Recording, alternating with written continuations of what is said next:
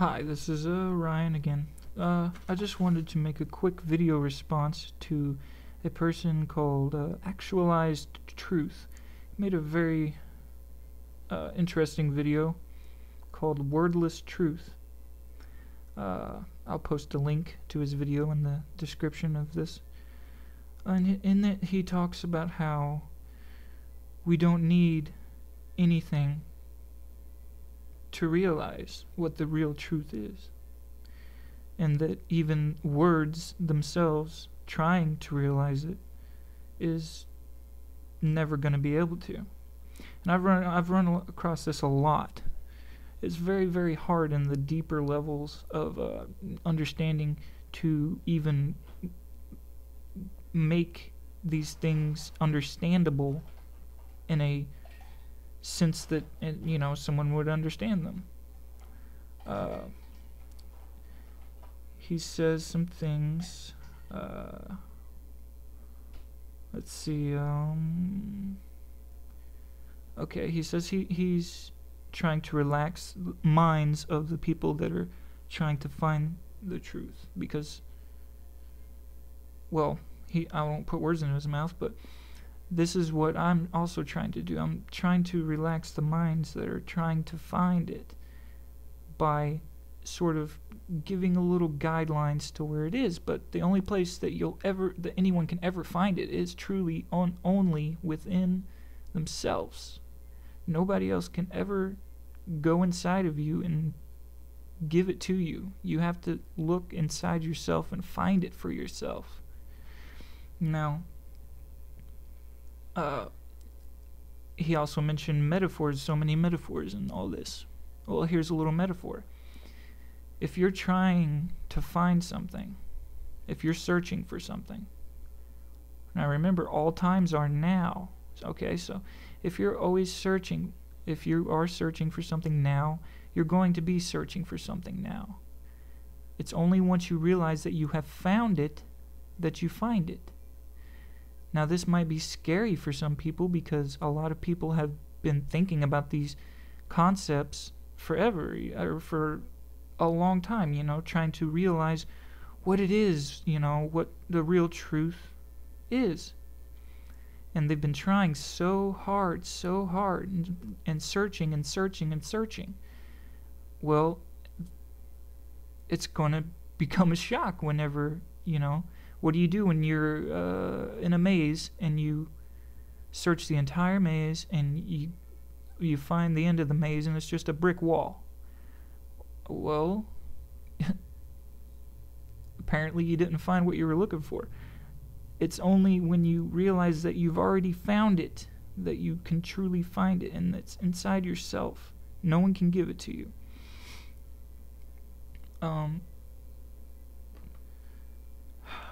He also mentioned heaven and hell. I've been thinking about this too. My whole thing is that we are one, and literally we are all one, and that is also why there is only you. There is only the perception of your soul and your body. That's all that exists. Outside of that, there is nothing unless you create it. Okay, for instance, reality for you could be whatever your reality is. Now think about somebody that's in a mental institution. If they are in a mental institution and their reality is that there is a squirrel that is trying to kill them, that is an actual real thing that is happening to them in their reality. Why do you think they're so terrified? Because to them, that is absolutely real as anything that you can think of. Even though you're standing there and you, from your perception, you can't see it. But he sure as hell can. And he's freaking terrified of it. So, us being one, all one, we are basically God. So, what do we want to create on earth? Do we want to create a heaven or a hell? Well, if we keep going the way that religion and stuff is bringing us down, because look, these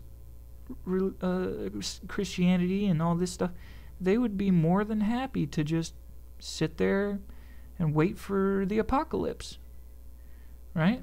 Now, what good is that going to bring us? What kind of world are we going to be in, with everyone just saying, oh, it doesn't matter. Something's going to happen and we're going to be fine. No, you have to work to make your reality what you want it to be. Now, a lot of people say that you can just simply meditate and that will help reality. Okay, well, if every single person in the world just sat there on their asses and meditated, it's not going to work out. You have to work to make your reality become heaven on earth, okay? What you would personally envision as heaven. Because there is only you. There is only one. That's all that matters. Everything else beyond that is just your perceptions of your 5 senses. When you look inside yourself, you are all there is. And in saying that, I am all there is. Okay, so it's okay, like if we have, here's another metaphor. If we have a crystal, a giant crystal, let's say, and it's in a room surrounded by mirrors, and we shine light into that crystal from above, the light is going to hit the crystal and bounce off, split, and hit all the mirrors and bounce all over the place. Now, let's say that crystal is God, or the one supreme conscious mind, the Logos, or whatever. Now, the other beams of light, the infinite amount of other beams of light that are shining all around and bouncing off mirrors and going every which way, those are not any less light than the light in the crystal. They're the same. They're just fragmented. And this is how, like, what we are. We're just fragmented pieces of this creator. And we're not even fragmented. We actually are the creator. You create your reality. I create my reality. I'm all there is. You are all there is. We are one. That's why you are all there is. And that's why I am all there is. You are... okay, let me go to something else here. Meditation. He mentions meditation. Yeah, a lot of people say that works. I personally have not ever, rigorously meditated. The only time I've ever meditated was to a certain album, Tool 10,000 Days. I would sit there and meditate and just watch the visual things in my head as I was listening to the music. But I have far deeper meditations, I guess, in my dreams, because almost all my dreams I fully am aware the entire time. And so I could do pretty much anything, just fly around, whatever. Okay. He says, silence is the best tool. Okay, silence is the best tool if, yes, you're trying to learn this. But now, once we've learned it, once we know this and where to find it and how to tap into it, we need to tell others, because they are us. We are all one. We need to help others, at least give them the knowledge enough to know where to look, which is inside themselves. A lot of them are going to be scared to do that because they've never even thought to look there, They have too much on their minds of their daily lives and all this bills and all these things going on. They do, silence, and just think about what's inside themselves, who they really are, where they really came from, and all this thing. And then let them realize it for themselves. But, once you know, the best thing you can do is help other people learn it. because they're us. We're all one. Okay, he says that the metaphors are beautiful and perfect, but we need no words. The truth is one. Yes, the truth is one. There's one truth. Like I said in a previous video, there might be a lot of different truths for different people, but what's true for one might not be necessarily true for another. Those are called subjective truths, and the truth is one. Okay, so it doesn't it's objective. It doesn't have a perception at which it will change from. And this is when we get into these really deep things and understanding of the conscious, what reality and stuff really is. This is where words really do start to break down, and it's very, very difficult to talk about it because you just can't express what you're feeling on the inside. And you know what you know, it's just like abstractions. And you know, there's something about, I can give you some more metaphors, you know, like I'm at the top of my tree, and I can see all the other trees from the very top of my tree, and the roots of my tree that are down in the ground where I started out, buried in the soil of information. Okay, now I'm getting all that information, but it's being filtered, right, through the soil. There you go. The water that's feeding my roots is being filtered through the soil. And this is, you know, how you are as a child. And you start to grow up.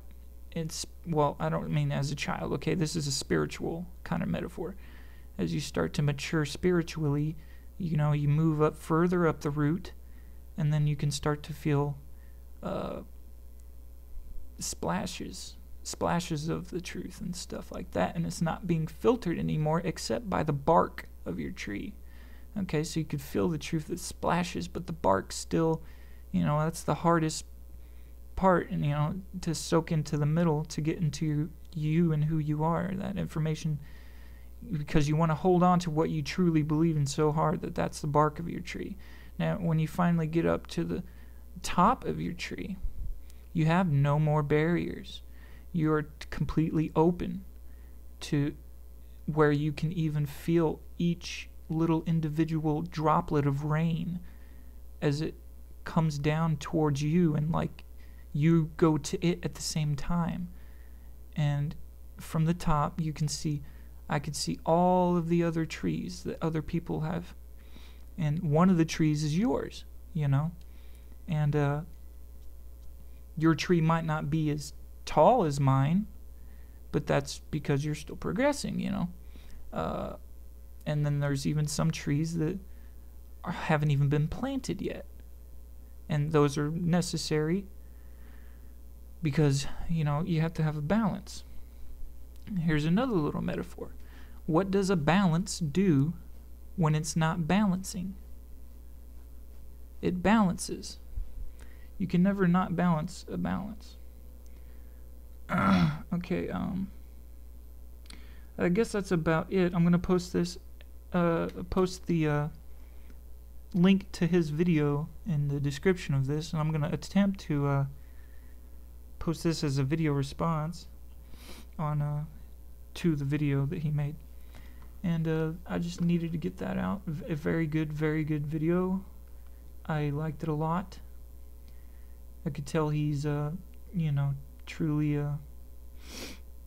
enlightened. Okay, well, that's about it for me. I hope you enjoyed. If you did, please like and subscribe, and more to come.